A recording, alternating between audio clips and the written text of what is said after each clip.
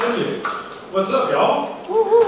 버번 위스키의 아버지 지미 러셀, 그의 아들 에디 러셀, 다시 그의 아들 3대째 종갓집 버번 위스키의 장인 브루스 러셀까지. 이게 참 너무나 감사하게도 야칠 좋아함 청년인 저한테 와서 구경이나 한번 하실? 초대해 주셔서 거기서 또 인터뷰하겠다고 떼 써서 가볍게 영상 조금 담아왔습니다. This beautiful wild turkey gold foil. 와일드 터키 골드 포일이라는 새로운 보틀이 나왔다 라는 소식입니다. So this one I'll drink with you.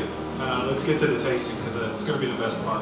2년 전에 11월 꽤 추운 날에 여의도에서 배웠던 기억이 있습니다. 다시 한국에 와주셔서 감사하고 반갑고 그리고 너무 기쁩니다. It's good to see you too.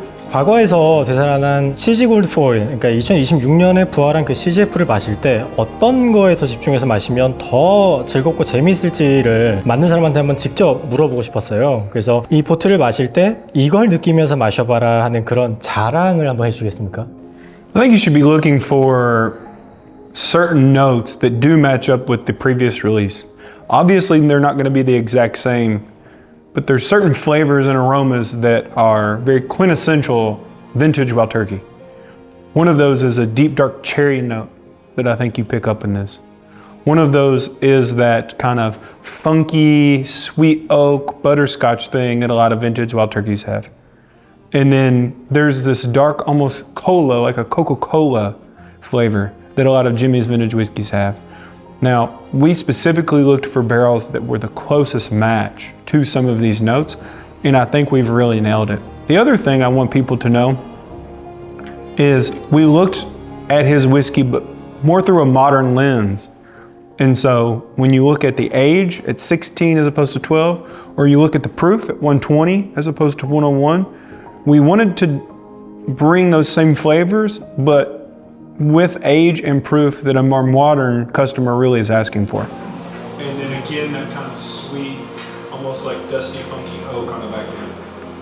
일단 1985년에 그 취지한 레이블의 골드 포일은 101 프루프였는데 이번 아카이브 컬렉션 첫 번째 보틀 이 골드 포일은 120 프루프로 담아냈잖아요. 그러니까 왜보다는 의도를 한번 여쭙고 싶은데 어떤 의도로 120 프루프로 기획했는지 한번 여쭤보고 싶습니다.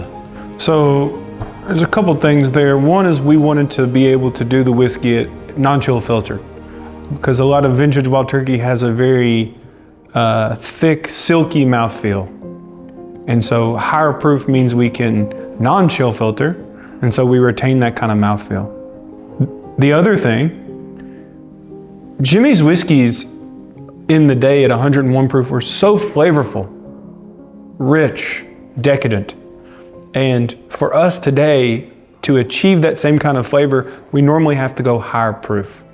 We make whiskey a little bit differently than we used to, just due to automation and technology. And so 120 proof has allowed us to achieve the same intensity of flavor that he got at 101. 요거 하나 여쭤보고 싶었던 게 요거 국내 출시 물량이 대충 한 몇 병이나 될까요? 정확하게 말씀드리긴 좀 어려운데 대략 한 2,000병 정도 한국에 들어왔습니다. 저도 러셀 리저브부터 마스터 스킵 시리즈를 하나도 빼놓지 않고 이제 전부 마셔보면서 너무 즐거웠던, 그러니까 재밌었던 경험이었는데 마스터 스킵 시리즈가 비컨을 마지막으로 완결이 되었고 이제 아카이브 컬렉션이 뒤를 잇는 것으로 이해했어요. 그러니까 첫 번째 아카이브 컬렉션으로 골드 포일을 만든, 그러니까 오스틴 니콜스 아카이브 골드 포일을 선택한 따로 이유가 있을까요? Yeah, so Master's Keep was such an important series for Wild Turkey. It was our first real annual limited edition product. And we ended on such a strong note with Beacon, which many people consider the best of the series.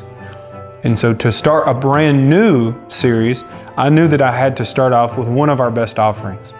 And so we had very strong whiskey coming from Camp Nelson that I thought matched up pretty closely with the original Gold Foil. I already had in mind that I wanted to remake the Gold Foil as part of the series. So I decided to start off with, I think, one of the most recognizable and probably the best whiskey that we've ever made with the Gold Foil in the 1980s. So when you take a look at what the very first one is, this is what you can expect from the rest of the series. This is very different than the Master's Keep series.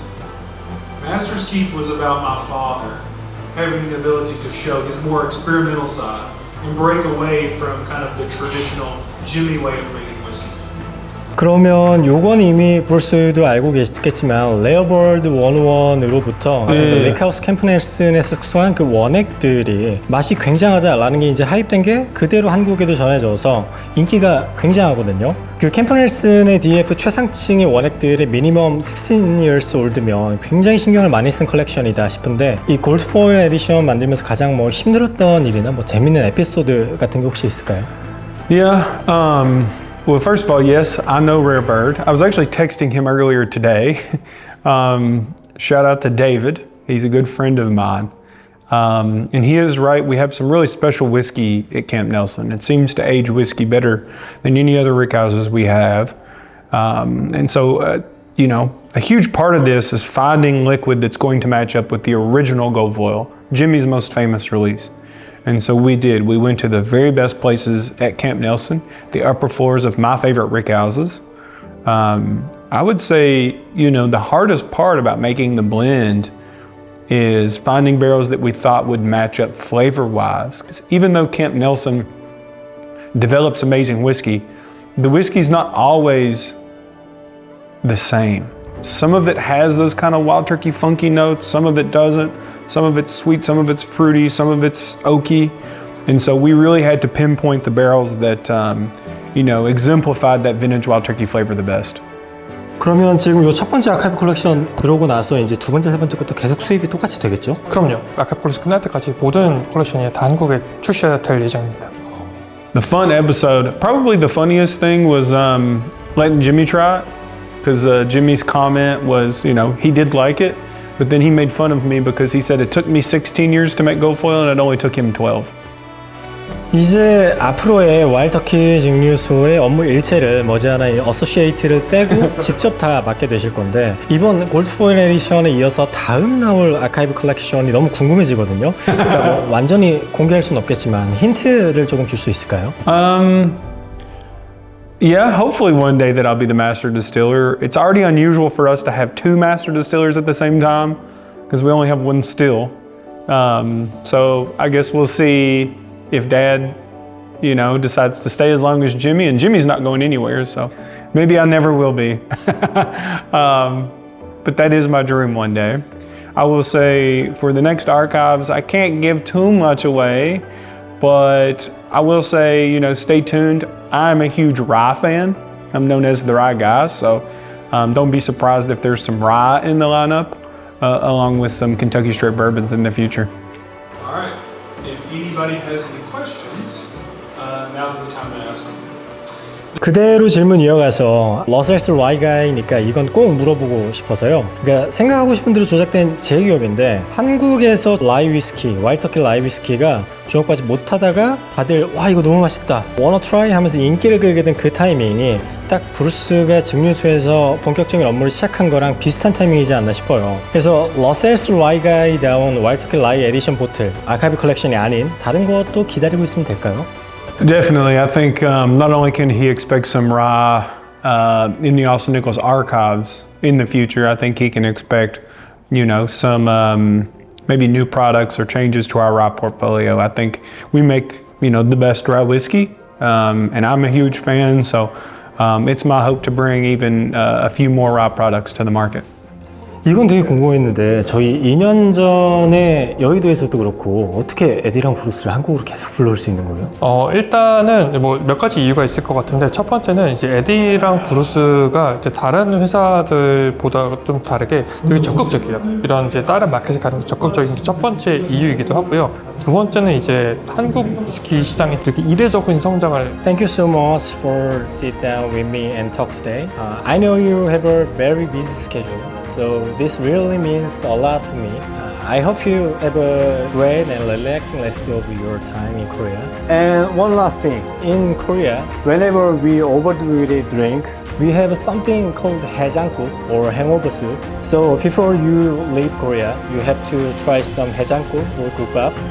Thank you again, Bruce. It was really great to see you. Thank you. Thank you. Hopefully I see you again next time I'm here. But I just want to say thank you, each and every one of you, what you do for us. You all are a huge part of what we do. Each and every one of you is a part of the whiskey community. And that's the best part of this industry. Spirits is so fun. And a big part of that is the people you get to meet, get to hang out with, and get to drink with. So we'll keep making great whiskey. Hopefully you keep drinking and talking about this great whiskey. Thank you very much. 감사합니다.